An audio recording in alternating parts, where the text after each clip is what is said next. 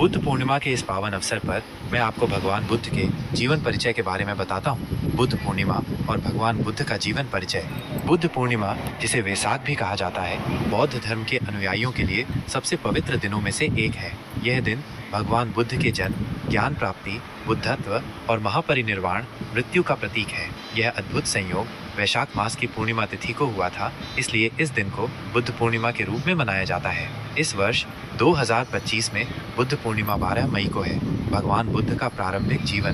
भगवान बुद्ध का जन्म लगभग 563 बीसी नेपाल के लुम्बिनी नामक स्थान पर हुआ था। उनका मूल नाम सिद्धार्थ गौतम था और वे शाक्य गणराज्य के राजकुमार थे। उनके पिता राजा शुद्धोधन एक शक्तिशाली शासक थे और उनकी माता माया देवी एक कोली गणराज्य की राजकुमारी थी। कहा जाता है कि उनके जन्म के समय एक भविष्यवक्ता ने भविष्यवाणी की थी कि सिद्धार्थ या तो एक महान राजा बनेंगे या एक महान आध्यात्मिक नेता। राजा शुद्धोधन चाहते थे कि उनका पुत्र एक महान राजा बने, इसलिए उन्होंने सिद्धार्थ को सभी प्रकार के सांसारिक सुखों और विलासिता में पाला और उन्हें बाहरी दुनिया के दुखों से दूर रखा। वैराग्य और सत्य की खोज। सिद्धार्थ ने एक आरामदायक और सुखमय जीवन जिया। उनका विवाह यशोधरा नामक राजकुमारी से हुआ और उनका एक पुत्र राहुल हुआ। हालांकि युवावस्था में सिद्धार्थ का मन सांसारिक दुखों और जीवन की क्षणभंगुरता से व्याकुल हो गया। एक दिन जब वे नगर भ्रमण पर निकले तो उन्होंने 4 दृश्य देखे जिसने उनके जीवन को पूरी तरह से बदल दिया। एक बूढ़ा व्यक्ति, एक बीमार व्यक्ति, एक शव और एक तपस्वी। इन दृश्यों ने उन्हें जीवन के दुखों, वृद्धावस्था, बीमारी और मृत्यु की वास्तविकता से अवगत कराया। इसके विपरीत उन्होंने तपस्वी के चेहरे पर शांति और वैराग्य देखा, जिसने उन्हें सत्य की खोज करने के लिए प्रेरित किया।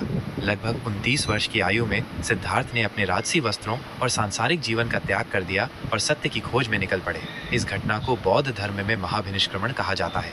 ज्ञान प्राप्ति, बुद्धत्व। सत्य की खोज में सिद्धार्थ ने कई गुरुओं से शिक्षा प्राप्त की और कठोर तपस्या की। उन्होंने लंबे समय तक ध्यान और योग का अभ्यास किया, लेकिन उन्हें संतोषजनक उत्तर नहीं मिला। अंततः उन्होंने कठोर तपस्या का मार्ग त्याग दिया और मध्यम मार्ग का अनुसरण करने का निश्चय किया। एक दिन बोधगया में एक पीपल के वृक्ष के नीचे ध्यान करते हुए सिद्धार्थ को परम ज्ञान प्राप्त हुआ। इस ज्ञान को बुद्धत्व या संबोधि कहा जाता है।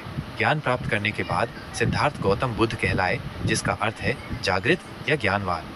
धर्म का प्रचार और महापरिनिर्वाण।